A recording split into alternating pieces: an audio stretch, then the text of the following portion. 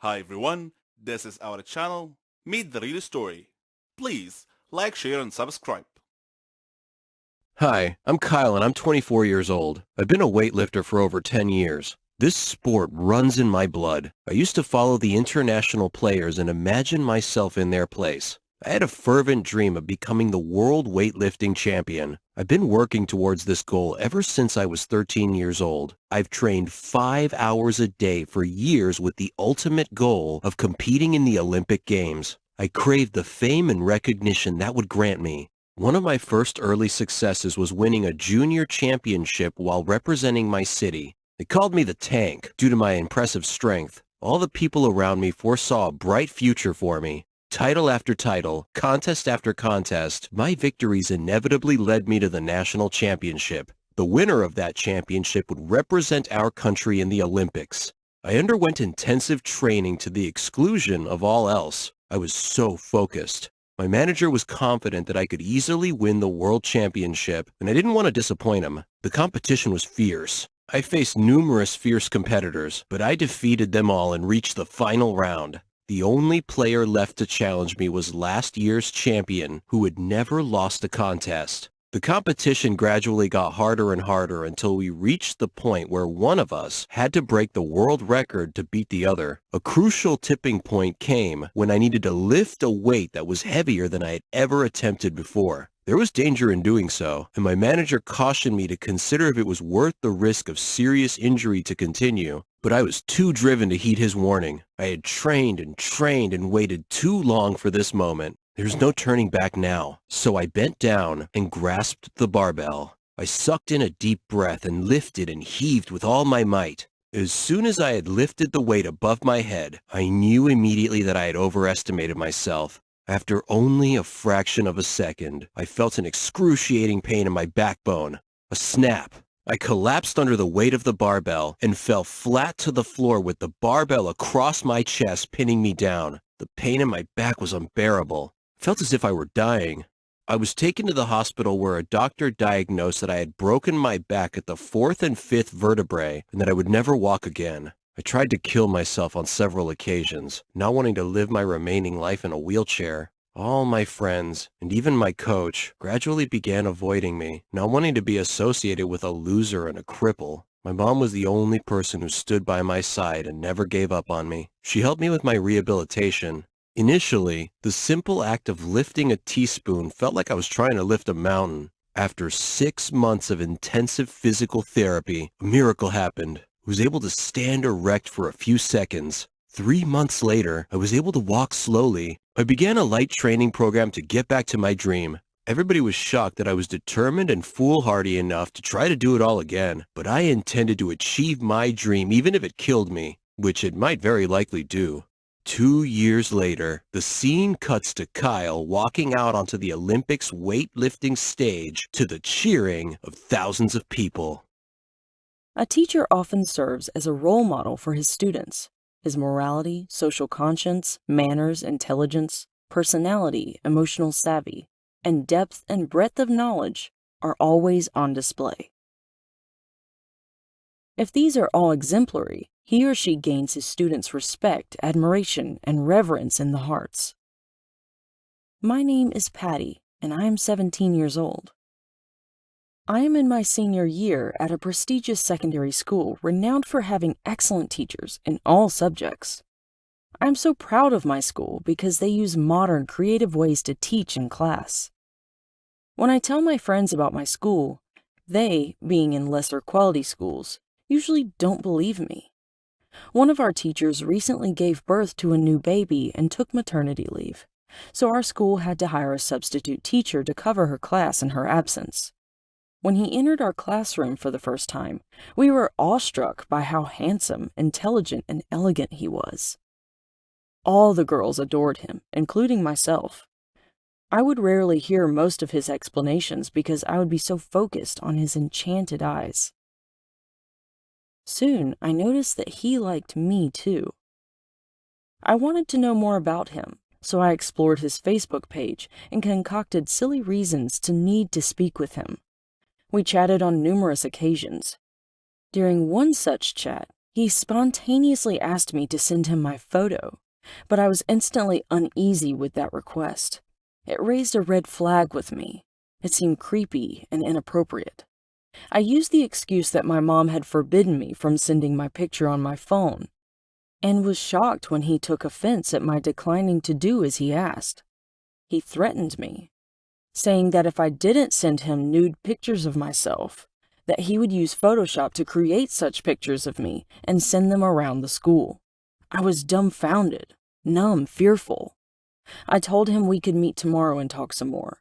He warned me not to tell anyone about our relationship, or else he would ruin my life. I promptly made screenshots of all our previous conversations. I resolved to always turn on my voice recorder app each time right before we would meet again. I succeeded in making him feel relaxed enough that he spoke freely about his feelings and desires. Then I excused myself at some point and told him I had to go home because Mom had wanted me home to go somewhere with her. Instead, I went straight to the police station and told them about this substitute teacher and his indecent requests of me and his threat about ruining my life.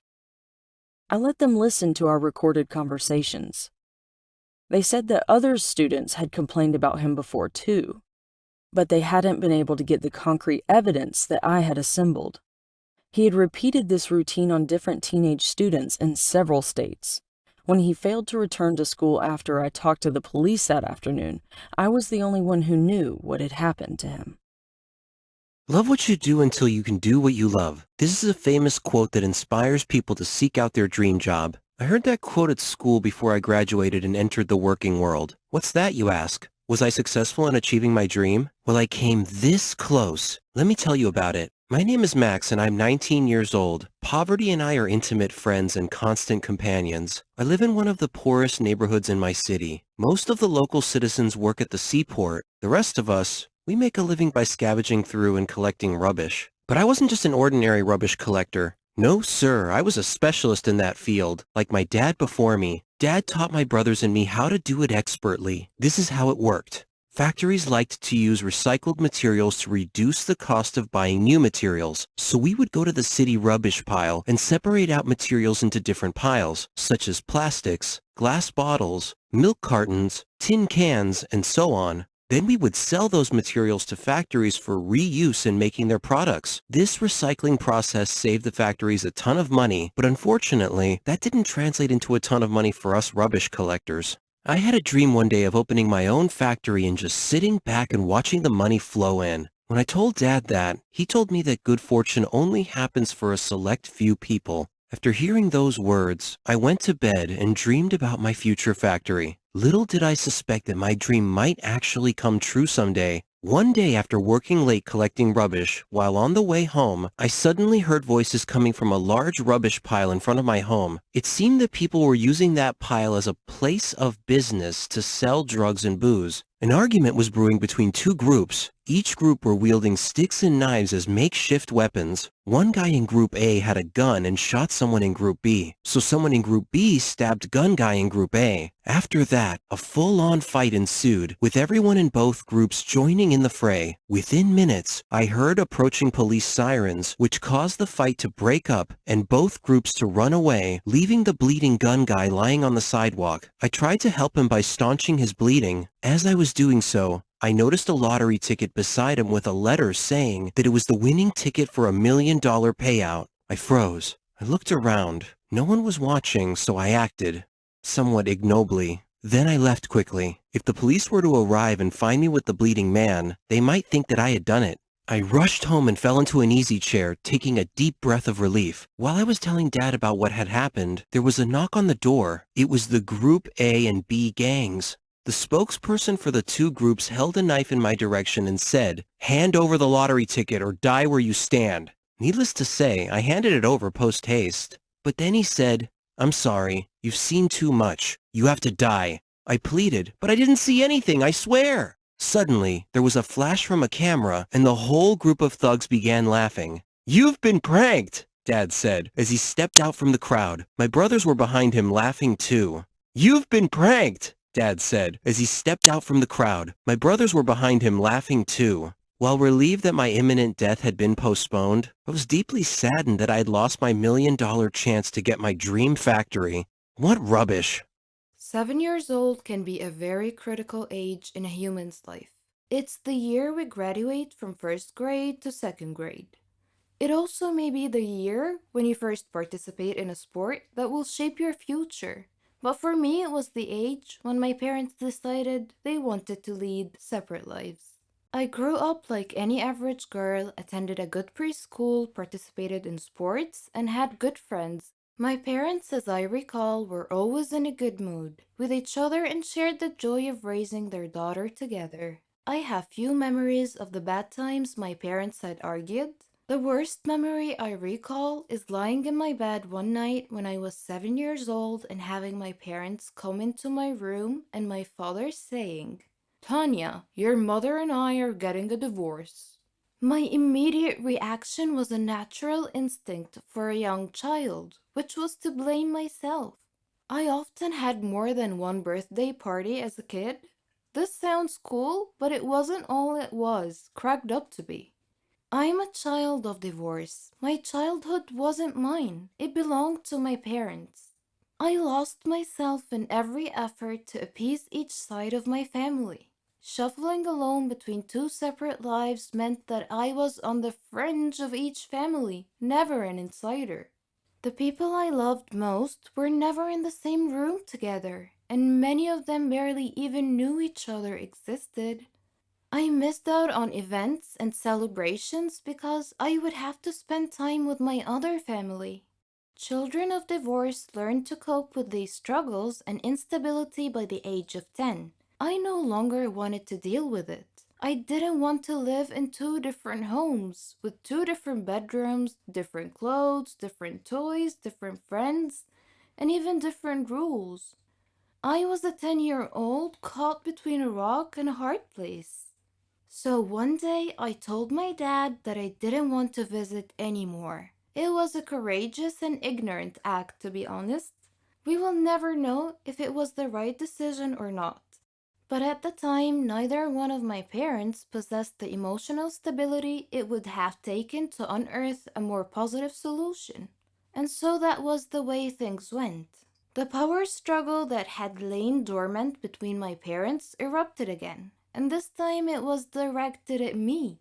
This time I was responsible for the discord. In one house, I was blamed. In the other, I was a victim. There were no more multiple birthday parties. Instead, there was stability and consistency in one house, anger and avoidance in the other. Choice is met with consequences, and as time went on, I fell out of touch with my dad's family. It's hard to stay in touch with people connected to someone we have pushed away. Cousins I used to play with were erased from my life. We never visited again. Was that because it's best to keep served ties cut? Or was it my punishment for being a horrible child?